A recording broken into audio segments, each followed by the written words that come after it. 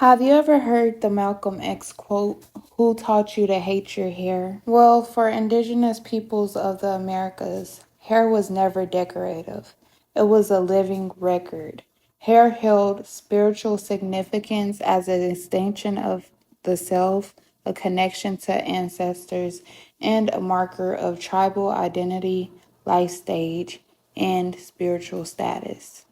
Among many southeastern nations, length, adornment, and style communicated clan membership, mourning, warrior status, and covenant. To cut someone's hair without consent was an act of violence, a severing of their connection to self and people. The same was true for the people who would become foundational Black Americans. In many West and Central African traditions, hair was groomed communally, braided with intention, and used to communicate social standing, marital status, age, and spiritual state. The head was considered sacred, closest to the sky and to the divine. When indigenous people on this land were forced into boarding schools under federal policy, the first act performed on children upon arrival was cutting their hair. Richard Henry Pratt, founder of the Carlisle Indian Industrial School, made this explicit in his mission to quote unquote the Indian and save the man. Cutting the hair wasn't cosmetic, it was psychological dismemberment. For enslaved Africans brought to this land, the assault happened differently, but just as deliberately. Heads were shaved on slave ships, stripping identity markers that communicated who a person was amongst their own people.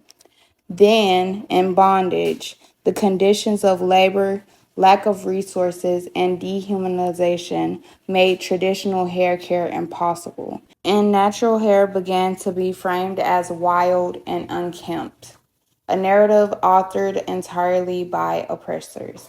The hatred of Black hair was then manufactured and enforced through specific systems. The plantation beauty hierarchy rewarded proximity to whiteness, coding straighter hair as better hair in ways that outlasted slavery itself. Post emancipation, some social organizations and institutions used hair texture as gatekeeping, the comb test or the paper bag test. The Tigeon laws of 1786 Louisiana legally required free Black women to cover their hair because their natural styles were considered too powerful and too visible. That same suppression continued into modern workplaces and schools, with natural hair banned as unprofessional well into the 21st century. The need for the Crown Act only beginning to pass in 2019 confirms exactly what was being enforced. The chemical relaxer industry built an entire billion-dollar economy on the premise that Black hair as it grows from the scalp is a problem requiring correction, using language of manageability and beauty as a vehicle for colonial aesthetics. For those holding both indigenous and Black American lineage, this is not two separate histories. It is one wound with multiple entry points. Both lines were told the same thing in different forms. Your natural self is a problem. But what your hair actually is, dense, coiling, growing upward, is what ancestral traditions on both sides of that lineage would call an antenna, a mark of connection to source. The people who taught the hatred of it were people who understood on some level what that connection meant. The hatred was a tool.